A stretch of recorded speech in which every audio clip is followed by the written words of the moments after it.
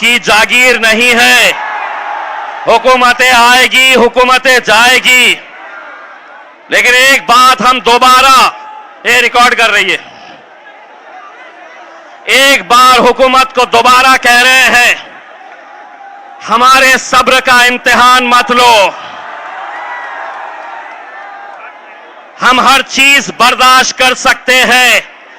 हमारे नबी करीम सल्लल्लाहु अलैहि वसल्लम के खिलाफ गुस्ताखी किसी सूरत में बर्दाश्त नहीं की जाएगी। अभी तो सिर्फ एक झलक दिखाए थे, और अगर इसके बाद भी तुम अपने रवैये के ऊपर अड़े हैं तो चलिए हम भी तैयार हैं। कितना कितना तुम क्या क्या करने वाले हैं। महज पुलिस की मदद लेकर हमें रोका जा रहा था। मुझसे कहा गया कि नहीं, तुम निकाल नहीं सकते हैं, रैली निकाल नहीं सकते हैं, तुम्हें परमिशन नहीं दी गई है। मैं बोला, ए सुन, मैंने मांगा नहीं तुझसे परमिशन, मैं निकल रहा हूं। और हुकूमत की आंखों में आंखें डालकर मैंने ये कहा कि पहले तो मैंने जब ऐलान किया कि 23 तारीख को मुंबई चलना है, तो उस वक्त मैंने ऐलान किया था कि महाराष्ट्र के इतिहास में इतनी बड़ी रैली देखी नहीं गई होगी। लेकिन जिस दिन निकलने का वक्त आया, सुबह सुबह मीडिया वाले आए, तो मैंने उन्हें एक बात बताया, और उन्हें यह बताया मैंने कि हिंदुस्तान के तारीख के अंदर इतनी बड़ी रैली मुसलमानों ने कभी निकाली नहीं होगी, जो आज अल्हम्दुलिल्लाह तुम्हें देखने को मिलेगी। यकीन मानिए, मेरा इसमें कोई ये नहीं है। मैंने सिर्फ अपने हुजूर की मोहब्बत में, अपने नबी की मोहब्बत में मैंने सिर्फ आवाज लगाई, और अल्हम्दुलिल्लाह काफिला बढ़ता गया, और ऐसा बढ़ा कि पुलिस वाले मुझसे खुद पूछ रहे थे, इतने आए कहां से।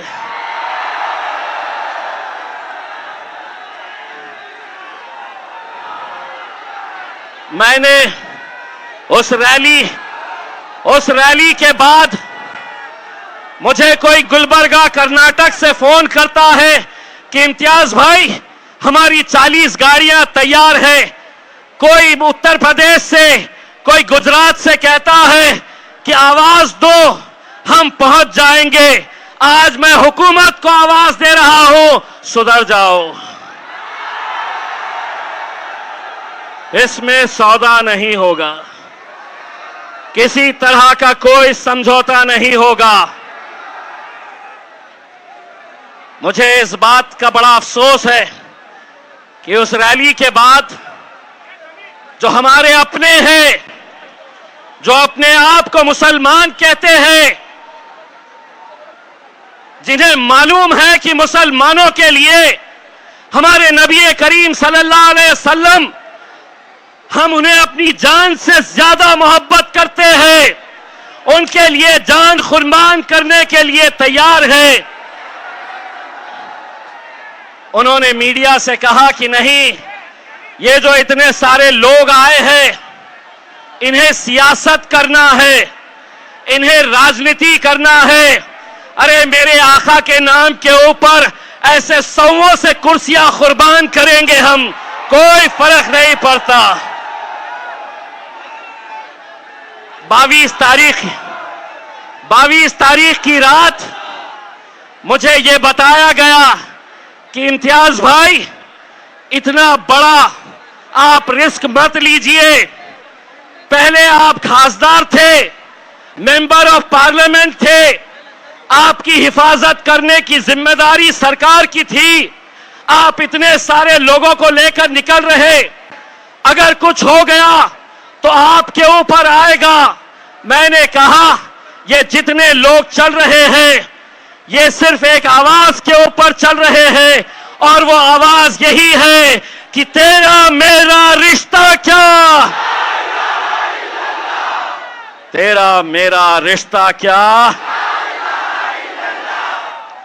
ये सोच रहे थे कि तुम ही लगाओगे। अरे अल्हम्दुलिल्लाह, इसके लिए हम अपनी जानें कुर्बान कर सकते हैं। सुनो, इसके लिए हम अपनी जानें कुर्बान कर सकते हैं। तो एक मर्तबा जाकर एकनाथ शिंदे, देवेंद्र फडणवीस, अजीत पवार, वो रामगिरी का गला पकड़ के बाहर लाओ, नहीं तो हमको बताओ। कोई भी भगवा चोला पहनकर मैं साधु, मैं महाराज, और हद तो ये हो गई। मुख्यमंत्री साहब, आप महाराष्ट्र के मुख्यमंत्री हैं, आप किसी एक जात के और किसी एक धर्म के नहीं है, मेरे भी मुख्यमंत्री हैं आप। लेकिन मुख्यमंत्री एकनाथ शिंदे कितने होशियार हैं, अब मैं आपको बताता हूं। जब ये रामगिरी ने हुजूर के खिलाफ गुस्ताखी की तो दूसरे ही दिन एकनाथ शिंदे आए, उसको बाजू बिठाया और उन्होंने कहा मराठी में, तुमच्या केशाला ही हाथ लावू देणार नहीं, तेरे बाल को भी धक्का नहीं लगने देंगे। 2 दिन पहले मैंने उसकी तस्वीर देखी तो पता चला वो तो गंजा है, टखला है, बाल ही नहीं है। आप गौर से उसकी तस्वीर देखो, टखले को बोल रहे तेरे बाल को भी धक्का नहीं लगने देंगे। वाह, आप समझे, ये कौम मुर्दार हो चुकी है, इनमें जान बची नहीं है, इनके तरफ से कोई बोलने वाला नहीं है, इनके तरफ से कोई आवाज उठाने वाला नहीं है। अरे हमने तो सिर्फ एक छोटी सी झलक दिखाए। जिस दिन दोबारा ये ऐलान करेंगे, कोई इसके अंदर हम नहीं चाहते हैं कि कोई राजनीति का झंडा इसमें आए, किसी पार्टी के बैनर के तले नहीं। लेकिन मैं इस महाराष्ट्र के और इस मुल्क के मुसलमानों से हाथ जोड़कर यह अपील करना चाहता हूं, कब तक हम इस तरह बटे रहेंगे? अगर आज इस हद तक बात पहुंच चुकी है कि हमारे नबी के खिलाफ भी अगर गुस्ताखी खुलेआम हो रही है और हम अलग अलग उसमें बटे हुए हैं, मेरे भाइयों, एक बार बाहैसियत मुसलमान हमको एक ताकत बनकर खड़े रहना है। तुम रहो किस जमात में रहना चाहते, किस पार्टी के अंदर रहना चाहते हैं, तुम रहो। लेकिन इस मामले के अंदर अगर एक आवाज बनकर खड़े रहे, यकीन मानिए इस कौम के अंदर इतनी ताकत है कि अच्छी अच्छी हुकूमतों को यह झुका सकती है। मेरे भाई, हमसे हमारे दूसरे गैर कौम के लोग पूछते हैं कि आखिर आपके मोहम्मद पैगंबर मुस्तफा सल्लल्लाहु अलैहि वसल्लम आपके लिए क्या मायने रखते हैं? तो मैं उनसे सिर्फ यही कहता हूं, हमने आंखों से देखा नहीं है मगर, हमने आंखों से देखा नहीं है मगर उनकी तस्वीर सीने में बसाए हुए है।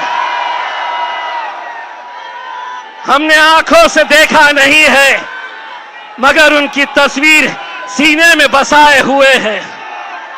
मेरे भाई, उस पर कार्रवाई नहीं हुई इस रामगिरी के ऊपर, तो महाराष्ट्र के छोटे छोटे प्यादे, इतने छोटे कि जिस दिन हम तय कर लेंगे तो इंशाअल्लाह उसको लपेट के असद भाई की शेरवानी में डाल के हैदराबाद भेज सकते हैं। इत्तू सा और वो समझ रहा है कि मैं कुछ भी बोलूंगा हुकूमत मेरा साथ देगी। अरे खुद अकेले घूमता नहीं है, 6 गाड़ियां लेकर, बाउंसर्स और पुलिस वाले लेकर, अगर सही मर्द का बच्चा है तो इस इलाके में अकेले बुलेट के ऊपर आके बता, सड़क चलते लड़के तेरे को टप्पू कैसा मारेंगे। वरना आज मेरे शहर औरंगाबाद में आकर देख, इम्तियाज जलील आज भी अकेले बुलेट के ऊपर घूमता है, किसी माइकल आल में हिम्मत नहीं है कोई रोक सके। मस्जिद में घुस के बोले मुसलमानों को चुन चुन के मारेंगे। आपा हटा दो, सब हटा दिए, ये हटा दीजिएगा पीछे, ओ आपा पीछे।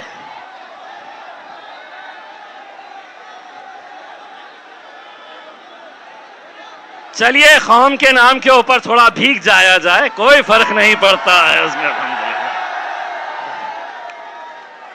तो इस तरह के बयानात होने के बावजूद भी मैं आज हुकूमत से यह सवाल कर रहा हूं, क्या इस तरह का बयान अगर हमारे मुंह से, हमारी जबान से निकलता तो शायद ये ग्राउंड छोड़ने से पहले खाकी वर्दी वाले आके हमारे सामने खड़े हो जाते। चलिए आप पे केस हो गया, चलिए आपको पुलिस लेने के लिए आई है। हम यही कहना चाहते हैं कि सियासत के अंदर अगर आप इतने घटिया तरीके के ऊपर आ गए हैं सिर्फ अपने राजनीतिक मफाद की खातिर, यह मुल्क हमारा है, यह मुल्क आपका है, हिंदू मुस्लिम सभी लोग एक साथ मिलकर रहते हैं, यही हमारी खूबसूरती है इस मुल्क की। लेकिन सिर्फ उस सियासी कुर्सी पर बैठने के लिए अगर आप इस तरह की घटिया राजनीति करेंगे, कुछ भी कहेंगे, कुछ भी बोलेंगे और आप ये समझेंगे कि हमें सुनना है, हम सिर्फ सुनने का काम करेंगे, तो एक बात फिर से सुन लो, एकनाथ शिंदे साहब, देवेंद्र फडणवीस जी, अजीत पवार, शरद पवार, उद्धव ठाकरे, नाना पटोले और पिल्लू तू भी सुन ले, पिछले 76 सालों से तुम लोग बोलते आए थे और हम सुनने का काम करते थे। अब मजलिस आई है, अब हम बोलेंगे और तुम्हारे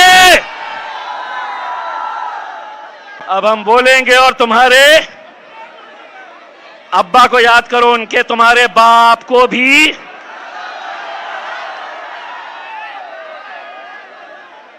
अब हम बोलेंगे और तुम्हारे, अबे सुनाओ उनको। मेरे भाई, मैं आज, मुझे इतना फख्र है, मुझे आज इतना फख्र है, मुझे आज इतनी खुशी है कि मेरे कायद बैरिस्टर असदुद्दीन अवैसी साहब जब होटल से निकल रहे थे तो उन्हें बहुत सारे लोगों ने कहा कि साहब बारिश बहुत तेज हो रही है, आज जलसा करना मुमकिन नहीं है। असद साहब ने पूछा कि वहां पे अगर 5 लोग भी होंगे, 5, तो मैं जाऊंगा, आंधी आए तूफान आए, मैं मेरी आवाम से बात करूंगा। ये जज्बा किसी में नहीं है मेरे भाई। हम भी आपकी तरह भीगने के लिए आए, लेकिन माइक वाले ने कहा कि साहब अगर माइक हमारा भीग गया तो ये माइक बंद हो जाएगा, तो इसलिए इसका सहारा लेना पड़ा। वरना ये तय कर लो, अगर आप धूप में बैठेंगे तो हम भी धूप में बैठेंगे, आप बारिश में बैठेंगे तो हम भी आपका बारिश में साथ देंगे। बस मेरे भाइयों, यही वो मोहब्बत है जो आज हमें ताकत दिलाती है, यही आप लोगों का जोश है, जज्बा है, जिसने आज महाराष्ट्र के अंदर ही नहीं पूरे हिंदुस्तान के मुसलमानों के अंदर एक नई ताकत, एक नई उमंग और एक नई पहचान दी है। और वो पहचान ये है कि चाहे कितनी भी ताकतें तुम लगा ले, हम किसी से डरने वालों में से नहीं है। इसमें आपने देखा है, मेरे लिए दिक्कत यह है कि ये मीडिया वालों की परेशानी यह है कि 23 तारीख के दिन जब हम आए थे यहां पर इतना बड़ा काफिला लेकर, तो एक चैनल वाले ने यह बताया था कि ये पाकिस्तान नहीं है, ये बांग्लादेश नहीं है, ये मुंबई है, पाकिस्तान तुम जाओ, बांग्लादेश तुम जाओ, ये भारत देश हमारा है। जितना तुम्हारा है उतना हमारा है। ये जमीन किसी के बाप की जागीर नहीं है। हुकूमतें आएगी, हुकूमतें जाएगी, लेकिन एक बात हम दोबारा, ये रिकॉर्ड कर रही है, एक बार हुकूमत को दोबारा कह रहे हैं, हमारे सब्र का इम्तिहान मत लो। हम हर चीज बर्दाश्त कर सकते हैं। हमारे नबी करीम सल्लल्लाहु अलैहि वसल्लम के खिलाफ गुस्ताखी किसी सूरत में बर्दाश्त नहीं की जाएगी। अभी तो सिर्फ एक झलक दिखाए थे, और अगर इसके बाद भी तुम अपने रवैये के ऊपर अड़े हैं तो चलिए हम